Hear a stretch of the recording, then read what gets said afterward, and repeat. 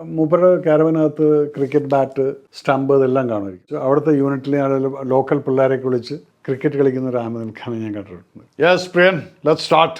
Wait Priyan, why are you calling him major? Sir actually he's major Ravi. Shot കഴിഞ്ഞിട്ട് he call me. Why did you leave army and came to this film industry?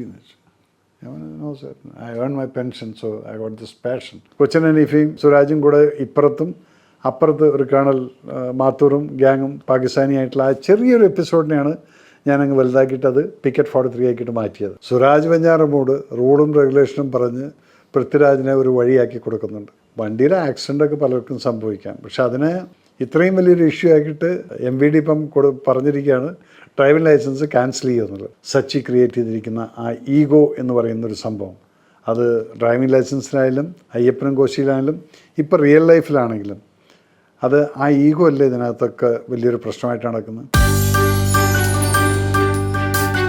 നമസ്കാരം. അനാർക്കലിക്ക് ശേഷം പിന്നീട് എന്നെ ശരിക്കും പറഞ്ഞു കഴിഞ്ഞാൽ സച്ചിയുടെ റെക്കമെൻഡേഷൻ എന്നുള്ളതല്ല, സച്ചിയായിരുന്നു ആ ഒരു ക്യാരക്ടർ, അത് രവിയേട്ടൻ ചെയ്യട്ടെ എന്ന് പറഞ്ഞിട്ട് ഞാൻ അറിഞ്ഞിട്ടുമല്ല. സച്ചി എന്നെ വിളിക്കുകയൊന്നും ചെയ്തിട്ടില്ല. പക്ഷേ ലാൽ ജൂനിയർ എന്നെ വിളിച്ചിട്ട് പറഞ്ഞു സാർ ഈ റോൾ ചെയ്യണമെന്ന്. അപ്പം ഞാൻ ശരിക്കും പറഞ്ഞാൽ ലാൽ എന്ന് പറഞ്ഞാൽ അച്ഛൻ ലാലുമായിട്ട് സീനിയർ ലാലുമായിട്ട് നല്ല ബന്ധമാണ്. ഞങ്ങൾ തമ്മിൽ എന്താ പറയുക, നല്ലൊരു വൈബുണ്ട്. അതുപോലെ കൊറോണ സമയത്ത് ഈവൻ മൂപ്പരുടെ son-in-law is a pilot, Kenyan എയർലൈൻസിൽ ഓടിക്കുന്നു. ബോംബെയിൽ കുടുങ്ങിയ സമയത്ത് അവിടുന്ന് വരാൻ ഒരു മാർഗ്ഗമില്ലാതെ നിൽക്കുന്ന സമയത്ത് ഞാനാണ് അവിടുന്ന് ഒരു കാറൊക്കെ അറേഞ്ച് ചെയ്ത് പോലീസ് കമ്മീഷണർ കംപ്ലീറ്റ് സ്ഥലങ്ങളിലെല്ലാം ലെറ്ററൊക്കെ വാങ്ങിച്ചിട്ട് മൂപ്പരോട് എത്തിച്ചു നമ്മൾ ബൈ റോഡ്. അപ്പോൾ ഇങ്ങനെയൊരു ബന്ധം നിൽക്കുമ്പോൾ പെട്ടെന്ന് കോൾ വന്നു, സാറേ ഇതിലൊരു റോളുണ്ടെന്നാണ്. അങ്ങനെയാണ് ഞാൻ ആ പടത്തിൽ അഭിനയിക്കാൻ വേണ്ടി പോകുന്നത്. I really enjoy doing that. കാരണം സുരാജിൻ്റെ കൂടെ സുരാജാണെങ്കിൽ കട്ടയ്ക്ക് നിൽക്കുന്നു. ആ ഒരു ക്യാരക്ടർ തുടക്കത്തിലൊക്കെ നോക്കിക്കഴിഞ്ഞാൽ ഇത്രയും വലിയൊരു ഫാനായിരുന്നൊരു വ്യക്തി ആ ഒരു ഹീറോയ്ക്ക് എഗൻസ്റ്റായിട്ടൊരു ലോഗറൈഡിൽ വാറങ്ങ് ഡിക്ലെയർ ചെയ്യുക എന്ന് പറയുന്നൊരു ക്യാരക്ടർ, അത് സച്ചിയുടെ ഒരു നല്ലൊരു ക്രിയേഷനായിരുന്നു. സച്ചിയുടെ നോക്കിക്കഴിഞ്ഞാൽ ഈ അസൂയ എന്നുള്ളൊരു സംഭവത്തിൻ്റെ മുകളിൽ അല്ലെങ്കിൽ ഈഗോൻ്റെ മുകളിൽ നടക്കുന്ന കഥകൾ, അതിപ്പോൾ ഇത് നോക്കിയാലും അതെ, ഈവൻ അയ്യപ്പനും കോശിയിലും അതേപോലുള്ള ഈഗോ ആണ് അവർക്ക്. അവർ രണ്ട് ഡിഫറെൻ്റായിട്ട് ചെയ്തിരിക്കുന്ന ഒരു വ്യത്യസ്തമായിട്ടുള്ള കഥാപാത്രങ്ങൾ ചെയ്ത് അത് നാഷണൽ അവാർഡടക്കം വാങ്ങിച്ചു അയ്യപ്പനും കോശിയും. ഇതിനകത്ത് ഈ ക്യാരക്ടർ ചെയ്തുകൊണ്ടിരിക്കുന്ന സമയത്ത് സുരാജും ഞാനുമായിട്ട് ആദ്യമായിട്ടാണ്, ഇതിനു മുന്നേ അഭിനയിച്ചിട്ടുണ്ട്, പക്ഷേ ഞങ്ങളെല്ലാം ഡിഫറെൻറ്റ് സീനുകളിലായിരിക്കും, പക്ഷേ എങ്കിലും ബി വർ ടുഗദർ. പിന്നെ എൻ്റെ പടത്തിൽ സുരാജ് അഭിനയിച്ചിട്ടുണ്ട്.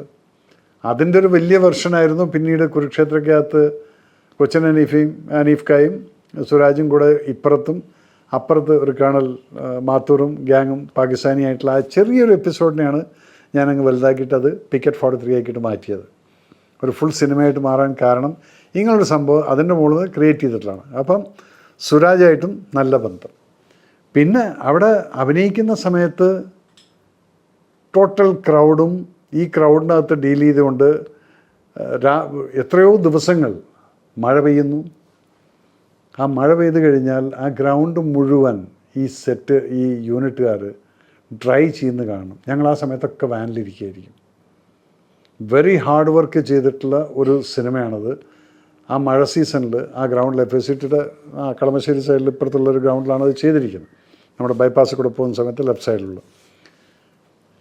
യൂണിറ്റ് വർക്ക് ചെയ്യുന്നത് കാണും. ചാക്കെടുത്തിട്ട് ഈ വെള്ളം മുഴുവൻ ഡ്രൈ ചെയ്തുകൊണ്ടിരിക്കുന്നു. രാജുവൊക്കെ വന്നിട്ട് പലപ്പോഴും അവൻ വെയിറ്റ് ചെയ്തിട്ട് ഈവനിങ് ആകുമ്പോൾ തിരിച്ചു പോകാറുണ്ട്, കാരണം ഷൂട്ട് ചെയ്യാൻ പറ്റാതെ. അങ്ങനെ ഷൂട്ട് ചെയ്തിട്ട് ഹാർഡ് വർക്ക് ചെയ്തിട്ടുള്ളൊരു പടമാണ്. അതായിരിക്കും ഒരു പക്ഷേ ഇങ്ങനെയുള്ള സിനിമകൾക്കൊക്കെ വിജയം കൈവരുന്നത് ഇതുപോലുള്ള ഹാർഡ് വർക്കും ഡെഡിക്കേഷനും കൊണ്ടായിരിക്കാം. ആ സിനിമയിൽ അന്ന് അഭിനയിക്കുമ്പോൾ സുരാജ് വെഞ്ഞാറമൂട് റൂളും റെഗുലേഷനും പറഞ്ഞ് പൃഥ്വിരാജിനെ ഒരു വഴിയാക്കി കൊടുക്കുന്നുണ്ട്. ഇന്നിപ്പം സുരാജ് പാവം റിയൽ ലൈഫിനകത്ത് വണ്ടിയുടെ ആക്സിഡൻ്റൊക്കെ പലർക്കും സംഭവിക്കാം, പക്ഷെ അതിനെ ഇത്രയും വലിയൊരു ഇഷ്യൂ ആക്കിയിട്ട് MVD ഇപ്പം പറഞ്ഞിരിക്കുകയാണ് ഡ്രൈവിംഗ് ലൈസൻസ് ക്യാൻസൽ ചെയ്യുമെന്നുള്ളത്. ജീവിതത്തിൽ നോക്കുക, ഒരു പടത്തിൽ അഭിനയിച്ചിരിക്കുന്ന ക്യാരക്ടറിനോട് ടോട്ടലി 180 ഡിഗ്രീസ് ഡിഫറെൻ്റ് ആയിട്ടാണ് റിയൽ ലൈഫിനകത്ത് നടന്നിരിക്കുന്നത് ഇപ്പം. അപ്പോൾ ഞാൻ സുരാജിനെ വിളിച്ചിട്ടില്ല, but then I don't think he's at fault. Suraj ഇപ്പോൾ അത് അത്രയും വലിയൊരു കാര്യമായിട്ട് സീരിയസ് ആയിട്ട് എടുത്തിട്ടുണ്ടാവില്ല. ആക്സിഡൻറ്റുകൾ പലപ്പോഴും പറ്റാറുണ്ട് പല സമയത്തും. പക്ഷെ നമ്മൾ ചെയ്യുന്ന ചില ഇൻഡിസിപ്ലിൻഡ് ആക്ട് എന്ന് പറയാം, ഒന്ന് റെസ്പോണ്ട് ചെയ്താൽ യെസ് ഡെഫിനറ്റായിട്ടും ഇത് ഇത്രയും മുന്നോട്ട് പോകുമെന്ന് എനിക്ക് തോന്നുന്നില്ല. ഇവിടെയും സച്ചി ക്രിയേറ്റ് ചെയ്തിരിക്കുന്ന ആ ഈഗോ എന്ന് പറയുന്നൊരു സംഭവം, അത് ഡ്രൈവിംഗ് ലൈസൻസിലായാലും അയ്യപ്പനും കോശിയിലായാലും ഇപ്പോൾ റിയൽ ലൈഫിലാണെങ്കിലും അത് ആ ഈഗോ അല്ലേ ഇതിനകത്തൊക്കെ വലിയൊരു പ്രശ്നമായിട്ട് നടക്കുന്നത്. ഇങ്ങനെയുള്ള സിനിമകളിൽ നിന്ന് നമുക്ക് പല കാര്യങ്ങളും പഠിക്കാനുണ്ട്. ഈഗോ എന്ന് പറയുന്നത് ഒരു മനുഷ്യനെ എവിടേക്കും എത്തിക്കുന്നില്ല. എന്തായിരിക്കും എൻ്റെ ഈഗോ? ഞാനിത് ഇന്നതാണ് എന്നുള്ളത് എൻ്റെ തലയിലോട്ടം കയറി കഴിഞ്ഞാൽ, രാജുവിൻ്റെ തലയിൽ എന്തായിരുന്നത്? രാജു വളരെ മര്യാദയ്ക്ക് പോയി. പക്ഷേ രാജു അറിയാതെ, രാജുവിൻ്റെ വിചാരം എന്തായിരുന്നു അതിനകത്ത്? സുരാജാണ് ഈ മീഡിയക്കാരെ മുഴുവൻ വിളിച്ചതെന്നും അതുകൊണ്ട് തനിക്ക് ഈ ഫോട്ടോ എടുക്കാൻ, അത് തുറന്നടിച്ചങ്ങ് പറഞ്ഞു. അത് സ്വന്തം മകൻ്റെ മുന്നിൽ വെച്ച് പറഞ്ഞു എന്നുള്ളതിൻ്റെ മുകളിലാണ് പിന്നീട് സുരാജ് അങ്ങ് മാറുന്നത്. എൻ്റെ മകൻ, ഏതൊരു അച്ഛൻ്റെയും മകന്, ആ മകന് അച്ഛൻ തന്നെയാണ് ഹീറോ. അതൊക്കെ എത്ര മനോഹരമായിട്ടാണ് സച്ചി എഴുതിയുണ്ടാക്കിയിരിക്കുന്നത്. അപ്പോൾ ആ സിനിമയിൽ അഭിനയിക്കുമ്പോഴാണ് നമ്മൾ ഇതൊക്കെ ശരിക്കും റിയൽ ലൈഫിൽ ഉള്ളതല്ലേ ഈ ക്യാരക്ടേഴ്സൊക്കെ. എൻ്റെ മോൻ്റെ അല്ലെങ്കിൽ മോളുടെ മുന്നിൽ എന്തിന് ഒരു അച്ഛൻ ആത്മഹത്യ ചെയ്തില്ലേ? സ്വന്തം മകളുടെ മുന്നിൽ വെച്ചിട്ട് ഒരു പോലീസുകാരൻ എന്തോ ചെയ്തെന്നും പറഞ്ഞിട്ട് അച്ഛൻ ആത്മഹത്യ ചെയ്തു പോയി. അതാണ് പറഞ്ഞത്, ഡ്രൈവിംഗ് ലൈസൻസ് നിങ്ങളെയും എന്നെയൊക്കെ പഠിപ്പിക്കുന്നൊരു കാര്യം എന്ന് പറയുന്നത് ഈഗോ എന്നുള്ളത് ഇതൊരു ഒരു വൃത്തികെട്ടൊരു ഫീലിംഗാണ്. ഞാനൊരു അധികാരത്തിൻ്റെ കസേരയിൽ ഇരിക്കുന്നുണ്ടെങ്കിൽ ഞാൻ പറഞ്ഞതെല്ലാം മറ്റുള്ളവൻ കേൾക്കണം എന്ന് തോന്നുന്ന ആ ഒരു ഫീലിങ്ങിനാണ് ഈ ഈഗോ എന്ന് പറയുന്നത്. അല്ല ഞാനൊന്നുമല്ല, ഞാൻ ഓക്കെ നാളെ ഒരു ഇടുത്തി എൻ്റെ തലയിൽ വീണ് കഴിഞ്ഞാൽ ഞാൻ ഉണ്ടാവില്ല എന്ന് വിചാരിച്ചാൽ മതി, പിന്നെ എന്ത് ഈഗോ? പക്ഷേ ഡ്രൈവിംഗ് ലൈസൻസ് തന്നെ ആ ഒരു സംഭവം ശരിക്ക് എനിക്ക് ഈഗോ ഉണ്ടോ എന്ന് ചോദിച്ചു കഴിഞ്ഞാൽ ചില സമയത്തുണ്ടാവും. നമ്മളിങ്ങനെ താന്ന് കൊടുത്തിട്ട് പിന്നെയും ഇവൻ എൻ്റെ തലയിൽ തന്നെ കയറാൻ വരികയാണെങ്കിൽ പിന്നെ ആ ഈഗോയിൽ എന്താണെന്ന് വെച്ചാൽ പിന്നെ നമ്മൾ മറ്റുള്ള ആളിനെ അടിച്ച് നിലമ്പരി അത് കൊണ്ടുപോകല്ല, ക്യാരി ഫോർവേഡ് അല്ല അത്. സോ ഡ്രൈവിംഗ് ലൈസൻസ് എന്നുള്ള സിനിമയിൽ നിന്ന് ഞാൻ പഠിച്ചിട്ടുള്ളൊരു പാഠവും നിങ്ങൾക്ക് ഓരോരുത്തർക്കും പഠിക്കാനുള്ളതായിട്ടുള്ളൊരു സംഭവം എന്ന് പറഞ്ഞാൽ don't ever keep this ego, learn so many things from the cinema. അത് പഠിപ്പിച്ചതാണ് ഡ്രൈവിംഗ് ലൈസൻസും അയ്യപ്പനും കോശിയും. So let us all follow that. Be positive, always keep a smile on your face. Cinema ലോകത്തേക്ക് വന്നത് തന്നെ അഡ്വർടൈസ്മെൻറ്റിൻ്റെ ലോകത്തിലൂടെയാണ് ഞാൻ. അതിനു മുന്നേ പട്ടാളപ്പടങ്ങളിൽ അഡ്വൈസറായിട്ടും അത് ചെയ്തിരുന്ന രാജ്കുമാർ സന്തോഷി എന്ന വലിയൊരു ഡയറക്ടറുടെ കൂടെ പുക്കാറിൽ കൂടെ തുടങ്ങി. പിന്നീടത് മണിരത്നത്തിൻ്റെ കന്നത്തിൽ മുത്തമിട്ടാൽ എന്നുള്ള സിനിമ, അതിന് ശേഷം ആളവന്താൻ എന്നുള്ള സിനിമയിൽ കമലഹാസൻ്റെ കൂടെ ഡയറക്ടർ സുരേഷ് കൃഷ്ണ. ഇതെല്ലാം ഈ അഡ്വൈസറി കപ്പാസിറ്റിയിൽ രാജ്കുമാർ സന്തോഷിയുടെ കൂടെ ഇരിക്കുമ്പോഴാണ് ആദ്യമായിട്ട് ഞാൻ ഒരു സ്റ്റാർട്ട് ക്യാമറ ആക്ഷൻ എന്ന് പറയുന്നത്. പുക്കാർ എന്നുള്ള സിനിമ ഷൂട്ട് ചെയ്യുന്ന സമയത്ത് അന്ന് അദ്ദേഹത്തിന് പരിപാടി എന്ന് വെച്ചാൽ തലേ ദിവസം രാത്രി വിളിക്കും, നാളത്തെ സീക്വൻസുകൾ പട്ടാളത്തിൻ്റെ സംഭവങ്ങളൊക്കെ എങ്ങനെയാണ് വേണ്ടതെന്നുള്ളതെല്ലാം ചോദിച്ച് മനസ്സിലാക്കും. എന്നിട്ടാണ് പിറ്റേ ദിവസം ഷൂട്ട് ചെയ്യാൻ പോവുക. അപ്പം അന്നൊരു ദിവസം നാളെ കോർട്ട് മാർഷൽ നടക്കുന്ന സീക്വൻസാണ്, അനിൽ കപൂറിൻ്റെ കോർട്ട് മാർഷൽ നടക്കുന്നു. അപ്പോൾ ആ ഒരു സീക്വൻസിനെ കുറിച്ചിട്ട് എങ്ങനെയാണെന്നുള്ളത് ചോദിച്ചപ്പോൾ ഞാൻ ആ ഷോട്ടുകൾ അദ്ദേഹത്തിൻ്റെ റൂമിലിരുന്ന് പറഞ്ഞത് എന്താണെന്ന് പറയുക, എല്ലാം പിൻ ഡ്രോപ്പ് സൈലൻ്റ് ആയിരുന്നു. ഇത് കേട്ടുകൊണ്ടിരുന്ന് 10 മിനിറ്റ് വരയ്ക്ക് പിൻ ഡ്രോപ്പ് സൈലൻ്റ്, ഒരു ക്വസ്റ്റ്യനും ഇല്ല, ഒന്നുമില്ല. അതെങ്ങനെ നോക്കിക്കൊണ്ടിരിക്കുന്നുണ്ട്. എല്ലാം കഴിഞ്ഞിട്ട് പറഞ്ഞു, major tomorrow you are shooting this. ഞാൻ പറഞ്ഞു what? You are commanding tomorrow. ഞാൻ പറഞ്ഞു എനിക്ക് മനസ്സിലായില്ല എന്ന്. ഇപ്പം നിങ്ങൾ പറഞ്ഞ പോലെ. അപ്പം എനിക്ക് തോന്നുന്നു ഞാൻ പറഞ്ഞത്, ഞാൻ പറഞ്ഞു Rajeev will start this sequence like this, a closeup shot of a bugler. ഇങ്ങനെയാണ് ഞാനത് എക്സ്പ്ലെയിൻ ചെയ്തിരിക്കുന്നത്. അത് കഴിഞ്ഞിട്ട് മറ്റേ മാർച്ചിങ്ങിൻ്റെ പല ആംഗിളുകളൊക്കെ വെച്ചിട്ട് ഞാനിങ്ങനെ പറഞ്ഞിട്ടുണ്ടെന്നു. അപ്പോൾ രാജു പറഞ്ഞു യു ഷൂട്ട് ടുമോറോ. അങ്ങനെ പിറ്റേ ദിവസം ഞങ്ങൾ ഗ്രൗണ്ടിൽ പോകുന്നു. 5 ക്യാമറയുണ്ട്. സന്തോഷ് തൊണ്ടിയിലായിരുന്നു അന്ന് ഷൂട്ടിങ്ങിനുണ്ടായിരുന്നു, നമ്മുടെ ബോംബെ സന്തോഷം. ഞാൻ സന്തോഷിച്ച് ഞാൻ എന്ത് ചെയ്യുന്നു, അങ്ങനെയാണെങ്കിൽ ഇൻസിസ്റ്റ് ചെയ്യുന്നു ഡൂ എന്നും പറഞ്ഞിട്ട്. അപ്പോൾ അതൊരു സംഭവമായിരുന്നു. ബോണി കപൂർ എല്ലാവരും ഇരിപ്പുണ്ട്, അനിൽ കപൂർ. അങ്ങനെ പിന്നെ ഞാൻ അവിടുന്ന് സ്റ്റാർട്ട് ക്യാമറ എന്നും പറഞ്ഞ് തുടങ്ങിയപ്പോൾ രാജു പറഞ്ഞു no there is a sound in that, so first you say sound. അങ്ങനെ അദ്ദേഹമാണ് എനിക്ക് ഫസ്റ്റ് ആ ബാലപാഠം പറഞ്ഞ് ക്യാമറ തുടങ്ങിയിട്ട് ആ കോർട്ട് മാർഷൽ സീക്വൻസാണ് നിങ്ങൾ സിനിമയിൽ കാണുന്ന സമയത്ത് വളരെ ഷോക്കിംഗ് ആയിട്ടുള്ളൊരു സംഭവമാണത്. ഒരു പട്ടാള ഓഫീസറിൻ്റെ ഇത് കളയുന്നത്. ഇത് കഴിഞ്ഞിട്ട് പിന്നീട് ഞാനതൊരു മാധുജി സലാം സണ്ണി ഡ്യുവലിൻ്റെ ഒരു പടം ചെയ്തുകൊണ്ടിരിക്കുന്ന സമയത്ത് കുള്ളുമണാലിയിൽ മഞ്ഞിൽ കാലത്തുണ്ട്, മഞ്ഞിലൊന്ന് ഷൂട്ട് ചെയ്യുമ്പോൾ പ്രിയേട്ടൻ്റെ കോൾ വരുന്നു. നീ എവിടെയാണെന്ന് വെച്ചു. ഞാൻ പറഞ്ഞു ഞാനിങ്ങനെ കുള്ളൂരുണ്ടെന്ന്. മറ്റന്നാൾ ഒരു ആഡുണ്ട്, നീ ബോംബെക്ക് പോകാൻ അസിസ്റ്റ് ചെയ്യില്ലെന്ന്. ഞാൻ പറഞ്ഞു മറ്റന്നാളോ തോന്നുന്നു. അതെ.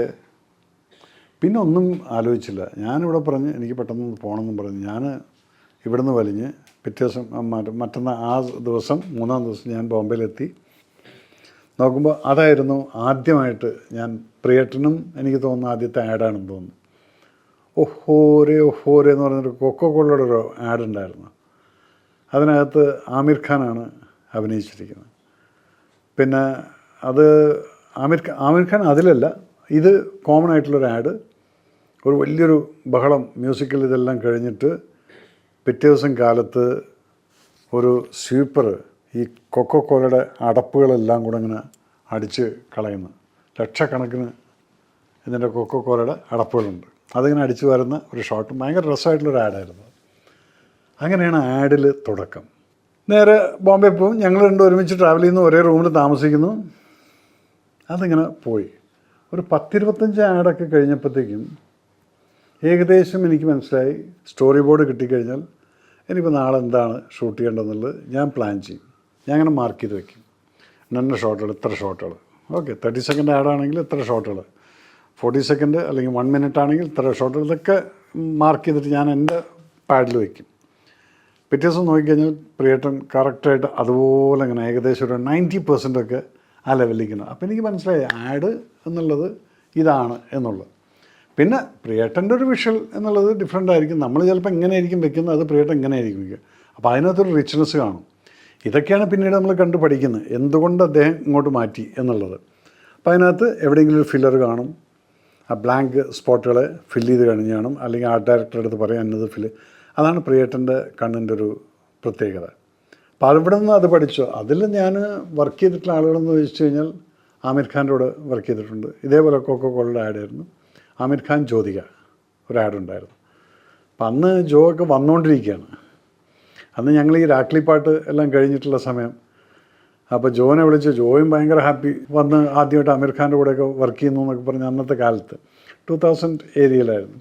ആമിർ ഖാൻ്റെ പ്രത്യേകത എന്ന് പറഞ്ഞു കഴിഞ്ഞാൽ once he comes to the location, അങ്ങനെ ലൊക്കേഷനിലെ ആൾക്കാരുടെ കൂടെ ആയിരിക്കും. അവിടെ ഞങ്ങൾ ബോംബെ സ്ട്രീറ്റിലാണ് ഷൂട്ട് ചെയ്തിരുന്നത്, കൊളാബ സൈഡിൽ. അവിടെയുള്ള പഴയ ബിൽഡിങ്ങുകളിലൊക്കെ നടക്കിൽ ഷൂട്ട് ചെയ്യുന്ന ആ റോട്ടിൽ സൺഡേ ആണ്. അങ്ങനെ വന്ന് ക്രിക്കറ്റ് മൂപ്പരുടെ ക്യാരവനകത്ത് ക്രിക്കറ്റ് ബാറ്റ്, സ്റ്റമ്പ് ഇതെല്ലാം കാണുമായിരിക്കും. ഇതെല്ലാം കൊണ്ട് അവിടെ വെച്ച് അവിടുത്തെ യൂണിറ്റിലെ ആളുകൾ ലോക്കൽ പിള്ളേരെയൊക്കെ വിളിച്ച് ക്രിക്കറ്റ് കളിക്കുന്ന ഒരു ആമിർ ഖാനെ ഞാൻ കണ്ടിട്ടുണ്ട്. It's so simple, it doesn't have any air about the whole thing. കൂളായിട്ട് നടന്നു പോകുന്നു, കൂളായിട്ട് കളിക്കുന്നു, ചിരിക്കുന്നു, happy. Then I did ad with Sehwag and cricket team, Rahul Dravid, അങ്ങനെയുള്ള ഈ ഗ്യാങ് എല്ലാം കൂടെ, യുവരാജ് സിംഗ്. അതിൽ നോക്കിക്കഴിഞ്ഞാൽ ചിലവരുടെ, യുവരാജിൻ്റെയൊക്കെ എന്ന് പറഞ്ഞു കഴിഞ്ഞാൽ കുറച്ചൊരു അഹങ്കാരം ഉണ്ട്. കാരണം എന്ന് വെച്ചാൽ അത് ആ കളിയുടെ ഞാൻ ഇന്നതാണെന്നുള്ളത്. എന്നാൽ Sehwag was very simple. Dravid a thorough gentleman type. ഓരോരുത്തരെയും നമ്മൾ അവിടുന്ന് ക്ലോസ് ആയിട്ട് കാണുമ്പോഴാണ് നമ്മൾ അറിയുന്നത്, yes these people are different എന്ന്. അവരുടെ ഡിസിപ്ലിനും, cricketers were disciplined, not a problem. Aamir Khan was very discipline. അതുപോലെ അക്ഷയ് കുമാർ ഏത് ടൈമിലും ഒരു ആഡ് ചെയ്തിട്ടുണ്ട് പ്രിയേട്ടൻ്റെ കൂടെ തന്നെ. മോർണിംഗ്, ഏർലി മോർണിംഗ് നോക്കിക്കഴിഞ്ഞാൽ വിളിച്ചാൽ എത്തും. അത് അദ്ദേഹത്തിന് കൃത്യമായിട്ടുള്ള ശാപ്പാട്, കൃത്യമായിട്ടുള്ള സമയം, ഭയങ്കര ഡിസിപ്ലിനാണ്. Physical activities, no cigarette, no drinks, nothing. ആ ഫിസിക്കും അതുപോലെ തന്നെ ഒരു ഡിസിപ്ലിനും അത് മെയിൻറ്റെയിൻ ചെയ്യുന്നുണ്ട്. അതുകൊണ്ടാണ് അദ്ദേഹത്തെ പോലുള്ള ഒരാൾ ഈ ഒരു ഇത്രയും ഒരു വലിയൊരു ലെവലിലേക്ക് എത്തിയിരിക്കുന്നത് നോക്കിക്കഴിഞ്ഞാൽ ആ ഡിസിപ്ലിനാണ്. അതേ സമയത്ത് വേറൊരാൾ ഇന്നും കൊടികുത്തി വാഴുന്ന ഒരു വ്യക്തിയെക്കുറിച്ച് പറഞ്ഞു കഴിഞ്ഞാൽ സിനിമയുടെ, ഇന്ത്യൻ സിനിമയുടെ ഒരു അഭിമാനമായിട്ടുള്ള അമിതാഭ് ബച്ചൻ. അദ്ദേഹത്തിൻ്റെ എക്സ്പീരിയൻസ് ഞാൻ പറഞ്ഞുതരാം. കോൻ ബനേഗ കരോഡ്പതി എന്നുള്ള അതിൻ്റെ ആഡ് ചെയ്തിരുന്നു. അത് പ്രിയേട്ടനാണ് ചെയ്തത്. അപ്പോൾ ഞാൻ അഗെയിൻ അസിസ്റ്റൻ്റായിട്ട് വർക്ക് ചെയ്യുന്നു. അപ്പോൾ ഞാൻ പറഞ്ഞ് പ്രിയേട്ടൻ്റെ അടുത്ത് പറഞ്ഞു, പ്രിയേട്ടാ മൂപ്പരടുത്ത് എങ്ങനെയെങ്കിലും ഞാനൊരു മേജറാന്നുള്ളത് അറിയിക്കണം കേട്ടോ എന്ന് പറഞ്ഞ്. അപ്പം എന്താ വെച്ചാൽ പ്രിയേട്ടൻ ഷൂട്ട് ചെയ്യുന്ന സമയത്ത് മേജർ മേജർ മേജർ എന്നിങ്ങനെ വിളിക്കും. മേജർ അതങ്ങനെ, മേജർ ഇങ്ങനെയെന്ന് പറയും. കുറച്ച് കഴിഞ്ഞപ്പോൾ Amitji shot, wait Priyan, why are you calling him major, doesn't he have a name എന്ന് വെച്ചു. അപ്പോൾ പ്രിയേട്ടൻ അടുത്തോട്ട്, sir actually he's major Ravi, he was in the army for 26 years. ഇത് പറഞ്ഞപ്പോൾ അമിത്ജി എന്നെ ഇങ്ങനെ നോക്കി, ഒന്നും മിണ്ടിയില്ല. Okay ready. അപ്പോൾ അതിന് മുമ്പ് വേറൊരു സംഭവം നടന്നിട്ടുണ്ട്. അതെന്താ വെച്ചാൽ ഞാൻ ഈ ഷോട്ട് കൊണ്ട് പറയാൻ വേണ്ടി, ഡയലോഗ്സ് പറയാൻ വേണ്ടിയിട്ട്, അപ്പോൾ രാജ്പാൽ യാദവാണ് അവിടെ ബാബർ ഷോപ്പിലുള്ളത്. ബാബർ ഷോപ്പിൻ്റെ അവിടെ അമിത്ജിയുടെ ഒരു എൻട്രി ഇതൊക്കെ ആയിട്ടാണ്. അപ്പോൾ അവിടെ ചെന്ന് ഞാൻ ഈ ഷോട്ട് ഇങ്ങനെ പറഞ്ഞ് ഇതാണ് ഡയലോഗ് എന്നല്ല, മൂപ്പരതെല്ലാം നോക്കി, മൂപ്പരെല്ലാം നോക്കിയിട്ട് ഇങ്ങനെ ചുരുട്ടി ഈ സ്ക്രിപ്റ്റ്. മൂപ്പരത് ഫുൾ ബൈഹാർട്ട് ആക്കി കഴിഞ്ഞിരിക്കുക. എടുത്തിട്ട് എൻ്റെ ഷർട്ട് ഇങ്ങനെ ആക്കിയിട്ട് ഇതിനുള്ളിലേക്ക് അങ്ങോട്ട് അങ്ങനെ ആദ്യമായിട്ട് അമിത്ജി എന്നെ തൊട്ടു. അത് ഒരു ഗ്രേറ്റ് ഫീലിങ്ങിലായിരുന്നു. കെബറ്റ് എന്ന് പറഞ്ഞിട്ട് മൂപ്പർ വിട്ടു. ഇത് കഴിഞ്ഞിട്ടാണ് ഈ മേജർ ഇഷ്യൂ നടക്കുന്നത്. മേജർ ഇഷ്യൂ നടന്നപ്പോൾ പെട്ടെന്നായിരിക്കും മൂപ്പർ വിചാരിച്ചു ഇവനാണ് ഞാനിങ്ങനെ കളിയാക്കിയിട്ട് ഇതെല്ലാം കൂടെ ചുരുട്ടി കൂട്ടിയതെന്നുള്ളതിന് മുകളിൽ ഷോട്ട് കഴിഞ്ഞിട്ട് he call me, yes major കമേ, why did you leave army and came to this film industry? No sir, I earned my pension, so I got this passion. എനിക്ക് അതുകൊണ്ട് ഞാൻ വന്നതാണെന്ന് പറഞ്ഞു. പിന്നെ പ്രിയട്ടൻ is like my brother, so I learned something from him. Oh good. Anyway, all the best. I heard that you are the one who did Rajiv Gandhi's assassination case and all. I said, yes sir. He was your friend. Yeah, he was my friend. ഇതായിരുന്നു അന്നത്തെ ഇതൊക്കെ ഒരു ഭയങ്കര feeling ആയിരുന്നു അത്. ഇത് കഴിഞ്ഞിട്ട് പിന്നെ ഈ വ്യക്തിനെ വെച്ച് ഞാൻ, അപ്പം അതിൽ ഡിസിപ്ലിൻ്റെ കാര്യം, അന്ന് സെറ്റിലാണ് കോൻ ബനേഗാ കരോഡ്പതിയുടെ സെറ്റിൻ്റെ തൊട്ടപ്പുറത്ത് വേറെ സെറ്റ് ഇട്ടിട്ടാണ് ഞങ്ങളത് ഷൂട്ട് ചെയ്യുന്നത്. അപ്പോൾ അദ്ദേഹം അവിടെ ഷൂട്ട് ചെയ്യുന്നുണ്ട്. അത് കഴിഞ്ഞിട്ട് 6 മണിക്ക് എന്നാണ് അമിത്ജി ടൈം കൊടുത്തിരിക്കുന്നത്. അപ്പോൾ പ്രിയേട്ടനാണെങ്കിൽ ഇതൊക്കെ അറിയാവുന്നതുകൊണ്ട് മൂപ്പർ എന്തിരിക്കുക 5:30 മണിയായപ്പോഴത്തേക്കും കംപ്ലീറ്റ് സെറ്റ് റെഡിയാണ്. മൂപ്പർ വന്നങ്ങ് ഷൂട്ട് ചെയ്യാമെന്ന് പറഞ്ഞു. കൃത്യം 6 മണിക്ക് ആ വാതിക്കൽ സ്ക്രിപ്റ്റും കയ്യിൽ പിടിച്ചുകൊണ്ട് വരികയാണ് Amitji. Yes Priyan, let's start. അത് കേൾക്കുമ്പോൾ നമ്മൾ സമയം നോക്കിക്കഴിഞ്ഞാൽ 6 മണി എന്ന് പറഞ്ഞാൽ 6 മണിക്കോടെ വാതിക്കൽ. അപ്പം ഇതെൻ്റെ മനസ്സിനകത്തുണ്ട്. അങ്ങനെ കാന്താറിൽ ഷൂട്ട് ചെയ്യാൻ വേണ്ടി ഞാൻ തലേ ദിവസം ചോദിച്ചു, സാർ എപ്പോഴാണ് ഷൂട്ട് ചെയ്യാൻ വരുന്നത്, നാളെ കാലത്ത് എത്ര മണിക്കെന്ന് ചോദിച്ചു. You tell me, you are the director. ഞാൻ പറഞ്ഞു sir it's Ooty, so what ever time you are convenient, but for me early morning will be better sir, so the morning shadows will be there. What time? 7. Done. ഞാനാണ് 5 മണിക്ക് പോയിട്ട് അദ്ദേഹത്തിൻ്റെ ഹൈറ്റിലുള്ള 6'3" ഹൈറ്റിൽ ഉള്ള ഒരു യൂണിറ്റിലെടുത്തിനെ വെച്ച് ലൈറ്റപ്പൊക്കെ ചെയ്ത് കംപ്ലീറ്റ് ക്യാമറാസും സെറ്റ് ചെയ്ത് മാർക്ക് ചെയ്ത് റെഡി ആയിട്ട് നിന്നു. നമ്മൾ 2-3 പ്രാവശ്യം റിഹേഴ്സൽ ലൈറ്റും എല്ലാം സെറ്റ്. രവിവർമ്മനായിരുന്നു ക്യാമറ. അത് കഴിഞ്ഞ് കൃത്യം 6:55 അവിടെ വന്നിരിക്കുന്നു. കാറിൽ നിന്ന് ഇറങ്ങി നേരെ വിത്ത് കോസ്റ്റ്യൂമാണ് വന്നിരിക്കുന്നത്, വിത്ത് മേക്കപ്പും ചെയ്തിട്ട്. Major which is a scene എന്ന് വെച്ചു. അപ്പോൾ ഞാനടുത്ത് ശ്രദ്ധിച്ചതാണ്. അത് മാത്രം കയ്യിൽ വെച്ചിട്ട് ബാക്കിയുള്ളത് ദിലീപിൻ്റെ അടുത്ത് കൊടുത്തിരിക്കുന്നു. ഓക്കെ, കൊടുത്ത് നേരെ ക്യാമറയോട് വരുന്നു, അവിടെ നിർത്തുന്നു, ഫസ്റ്റ് ഷോട്ട് എടുക്കുന്നു. ഓക്കെ, ഞാൻ പറയാം ഓക്കെ സാർ, ചോദ്യമില്ല. പക്ഷെ പിന്നീട് അദ്ദേഹം ഷൂട്ട് ചെയ്യുന്ന സമയത്ത് ചിലപ്പോൾ പറയും, major I think I can improvise. ഇതാണ് അദ്ദേഹം പറയുന്നത്. നമുക്കിത് ഫസ്റ്റ് ടേക്ക് തന്നെ ഓക്കെയാണ്, പക്ഷെ മൂപ്പര് പറയും ഐ ക്യാൻ ഇംപ്രവൈസ് എന്ന്. അതിൻ്റെ അർത്ഥം he got something in his mind. ആ നെക്സ്റ്റ് ഷോട്ട് നോക്കിക്കഴിഞ്ഞാലോ അത് ഇതിനേക്കാൾ ബെറ്റർ ആയിരിക്കും. അപ്പോൾ മൂപ്പര് രണ്ടും വെച്ചോ, ഏതാ വേണ്ട വെച്ചെടുത്തോ എന്ന് പറയും. എഡിറ്റിംഗ് ടേബിൾ നിങ്ങൾ തീരുമാനിച്ചോ. ഇതാണ് അമിതാഭ് ബച്ചൻ എന്നുള്ളൊരു ആക്ടറെക്കുറിച്ച് നമ്മൾ പറഞ്ഞു കഴിഞ്ഞാൽ അത് വാദവരാതെ അങ്ങനെ പറയാൻ കുറേ ഉണ്ടായിരിക്കും. പിന്നെ ഞാൻ ഈ 3 ദിവസത്തിൻ്റെ ഡേറ്റാണ് അദ്ദേഹത്തിൻ്റെ അടുത്ത് ചോദിച്ചിട്ടുണ്ടായിരുന്നത്. ആ ഡേറ്റിൽ ഞാൻ 1.5 ദിവസത്തിൽ പണം അങ്ങനെയുള്ള സീക്വൻസ് ഞാൻ അദ്ദേഹത്തിൻ്റെ തീർത്തു പറയും. ഞാൻ പോവില്ല, ഞാൻ 3 ദിവസം തന്നിരിക്കുന്നു, ഊട്ടി വിട്ട് ഞാൻ 3-ാം ദിവസം മറ്റന്നാളെ ഞാൻ പോകുള്ളൂ. അത് കഴിഞ്ഞ് പിറ്റേ ദിവസം അന്നും ഫുൾ ക്യാമറ ആൾക്കാരെ വെച്ച് ആർക്കൊക്കെ ഫോട്ടോ എടുക്കണോ സെൽഫി എടുക്കണോ ഇതെങ്ങും നടന്ന് പിറ്റേ ദിവസം അദ്ദേഹം അവിടെ. എനിക്ക് പിന്നെ അന്ന് ഷൂട്ട് ചെയ്യാൻ പറ്റില്ല, ഞാൻ അദ്ദേഹത്തിൻ്റെ കൂടെ നടന്നു. മിലിറ്ററി ക്യാമ്പിൽ കൊണ്ടുപോയി, MRCയിൽ കൊണ്ടുപോയി, അവിടുത്തെ മ്യൂസിയം അതെല്ലാം കാണിച്ചു കൊടുത്ത് അങ്ങനെ കൊണ്ടുപോയിട്ട് യാത്ര ആക്കിയിട്ട് ഞാൻ തിരിച്ചു പോകും. ദാറ്റ് ഈസ് വാട്ട് ഈസ് അമിജി എന്നുള്ളൊരു ആക്ടർ, അദ്ദേഹത്തിനെ ഞാൻ ഈ ആഡിൽ കണ്ടിട്ടുള്ളത്. പിന്നീട് അവിടുത്തെ ആർട്ടിസ്റ്റുകളെ നോക്കിക്കഴിഞ്ഞാൽ പല കാര്യങ്ങളും നമുക്ക് ഈ ആഡുകളിൽ നിന്ന് സിനിമയിലോട്ട് പഠിക്കാനുണ്ട്. ഇപ്പം അത് പറഞ്ഞു കഴിഞ്ഞാൽ ഷോട്ടുകളിൽ പോലും പലപ്പോഴും ഒരു ആഡ് മേക്കറിൻ്റെ ഷോട്ടും നോർമൽ ഒരു മേക്കറുടെ ഷോട്ടും തമ്മിൽ വ്യത്യാസം ഉണ്ടായിരിക്കും. ഇപ്പോൾ Balki is basically an ad maker. He was ad film മേക്കറും ആഡ് കമ്പനിയുടെ ഒക്കെ ആളായിരുന്നു. ബാൽക്കിയാണ് ഇപ്പം ഗൂമർ എന്നുള്ള പടം ചെയ്തിരിക്കുന്നത്. അമിതാഭ് ബച്ചനൊക്കെ വെച്ചിട്ട് ഇഷ്ടംപോലെ പടങ്ങൾ ചെയ്യുന്നത്. ഇപ്പോൾ റീസെൻ്റ്ലി അത് കാണുമ്പോൾ നമുക്കറിയാം ഇതൊരു ആഡ് ഫിലിം മേക്കറിൻ്റെ ഷോട്ടുകളാണെന്നുള്ളത്. അതാണ് ഈ ആഡ് ഫിലിം ചെയ്ത് കഴിഞ്ഞാൽ അതിനൊരു ബ്യൂട്ടി ഉണ്ട്, ഒരു ഷോട്ടുണ്ട്. അത് കഴിഞ്ഞിട്ട് പിന്നെ സിനിമയിൽ വരുന്ന സമയത്ത് പലരും ഫെയിലായി പോകുന്നുണ്ട്. അതെന്തുകൊണ്ടെന്ന് പറഞ്ഞാൽ സ്റ്റോറി ടെല്ലിങ് ഇൻ 30 സെക്കൻഡ്സ്, 30 സെക്കൻഡിൽ സ്റ്റോറി പറയുന്നതാണ് ഒരു ആഡ് എന്ന് പറയുന്നത്. അതേ സാധനം ചിലപ്പോൾ നമ്മൾ 2.5 മണിക്കൂർ കൊണ്ട് പറഞ്ഞു തീർക്കുമ്പോൾ ഇതിനകത്ത് കയറേണ്ടതായിട്ടുള്ള പല ചേരുവകളും ഇത് ചേർക്കുമ്പോൾ ചിലപ്പോൾ താളം തെറ്റിപ്പോകുന്നുണ്ട് ആഡ് മേക്കേഴ്സിന്. അവിടെയാണ് ആഡ് മേക്കർ ഫെയിലാവുന്നത്. ഇതേപോലെ തന്നെയാണ് പല ക്യാമറമാന്മാരും ഡയറക്ടറാവാൻ ശ്രമിക്കാറുണ്ട്. പക്ഷേ ദുർലഭം 1-2 ഒരാളെ മറ്റേയിരിക്കും ഒന്ന് സക്സസ്ഫുൾ ആവുന്നത്. Y? Because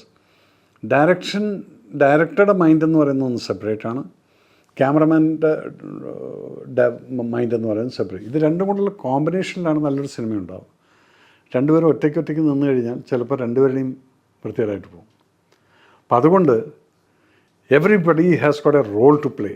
That is, I learned it from the ad film making.